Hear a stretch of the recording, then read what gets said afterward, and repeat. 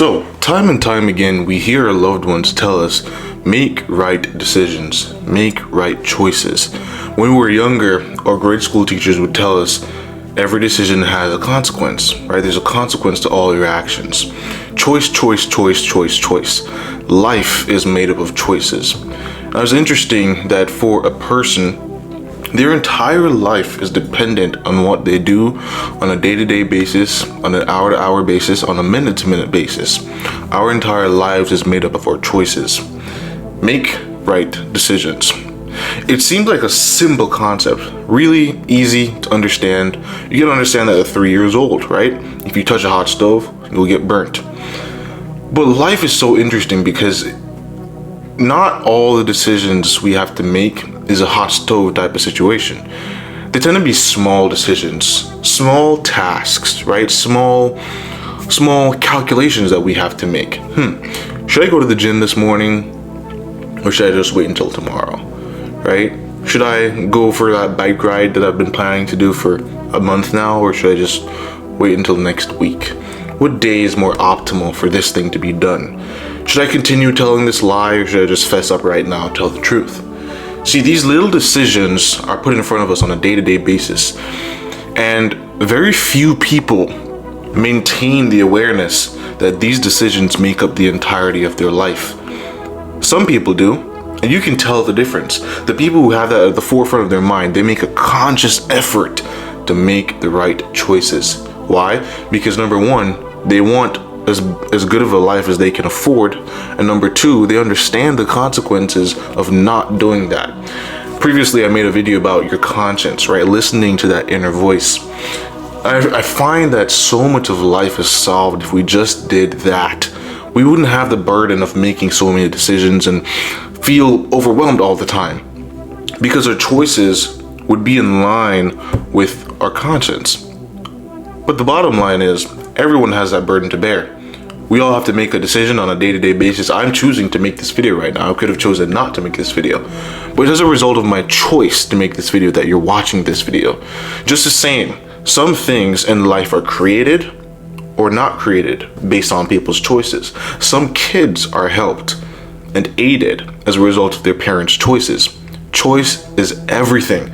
And most people are much wealthier than they realize because they have the power to choose. What do you do with your choice on a daily basis? When options are presented in front of you, how do you think about them? Are you proud of the decisions you make? Can you walk away truly and say, yes, that's the best decision I could have made in that moment? And can you do that again and again and again and again and again for hours and hours and hours, 24 hours a day, 7 days a week?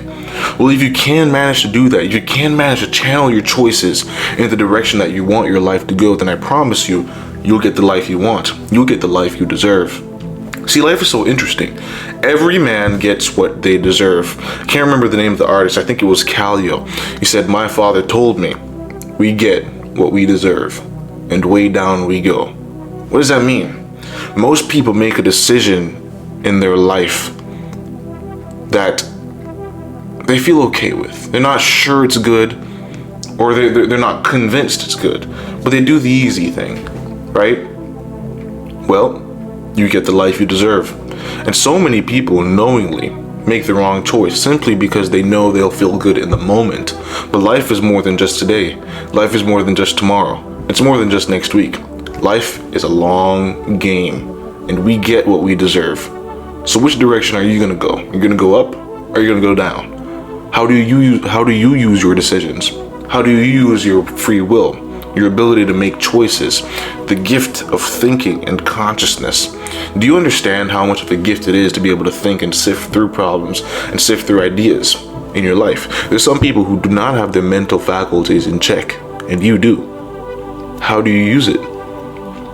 You may not believe in God or judgment or some divine being, but I promise you, toward the end of your life, the decisions you make and the decisions you have made will become more and more apparent. And everyone can tell that when that guy was younger, when that guy had the energy, when she had the strength, she chose not to do the right thing.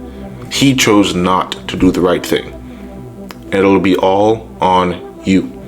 Everything from the relationships we have, from how we choose to move our bodies, from how we choose to think. Yes, even thinking is a choice. You can choose to fill your mind and your heart with negative, bitter thoughts, or you can think good things. You could think good thoughts. You could think uplifting thoughts, right? You could have a better opinion of people than people have of themselves. You can choose to do that, but most people don't.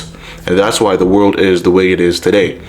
We get what we deserve. How do you use your free will? How do you choose? See, choice is a very sophisticated thing. You're given many options. You could say, okay, I could do this, I could do that, I could do that. This is better, that's even better, and this is the worst. So what am I gonna do? And that's up to you. That's the gift of free will. See, every man has the possibility to be exactly who he wants to be. Every man has the chance to be exactly who he wants to be, but very few are brave enough to take that leap of faith and to say, yes, I will choose the right thing no matter what. I will be as good as I can be no matter what.